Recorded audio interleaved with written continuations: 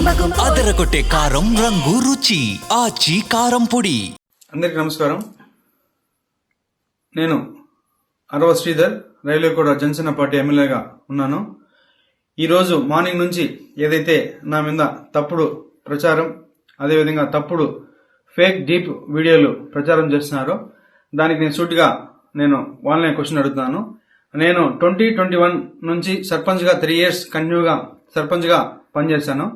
సర్పంచ్గా పనిచేసేటప్పుడు నా విలేజ్లో కావచ్చు, లేకపోతే పక్క పంచాయతీలు కావచ్చు, మండలంలో కావచ్చు, ఏ రోజైనా శ్రీధర్ ఇలాంటి తప్పులు చేస్తాడు, శ్రీధర్ పలానా తప్పులు చేస్తాడు, తప్పుడు వ్యక్తి అని నిరూపించండి.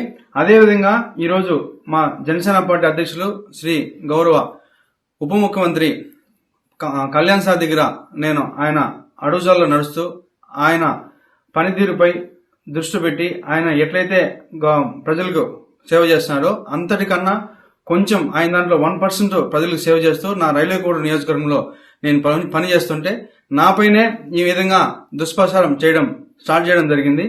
ఏదైతే నేను ఈ videos fake deep videos morning నుంచి ఫేక్ అని చెప్తున్నారో దానికి నేను సూటిగా మరొకసారి వాళ్ళని అడుగుతున్నాను.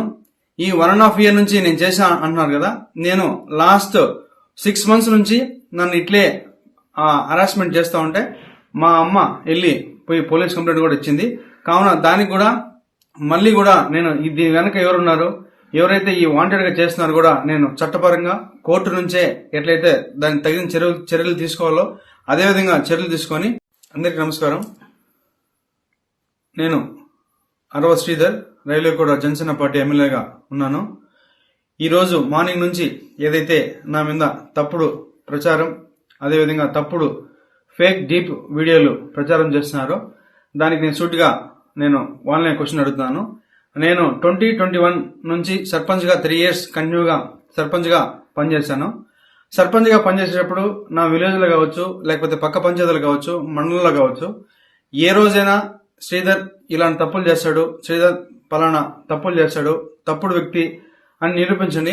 అదేవిధంగా ఈరోజు మా జనసేన పార్టీ అధ్యక్షులు శ్రీ గౌరవ ఉప ముఖ్యమంత్రి కళ్యాణ్ సార్ దగ్గర ఆయన అడుగుజాల్లో నడుస్తూ ఆయన పనితీరుపై దృష్టి పెట్టి ఆయన ఎట్లయితే ప్రజలకు సేవ చేస్తున్నాడో అంతటికన్నా కొంచెం ఆయన దాంట్లో 1% ప్రజలకు సేవ చేస్తూ నా రైల్వేకోట నియోజకవర్గంలో నేను పని చేస్తుంటే నాపైనే ఈ విధంగా దుష్ప్రచారం స్టార్ట్ చేయడం జరిగింది.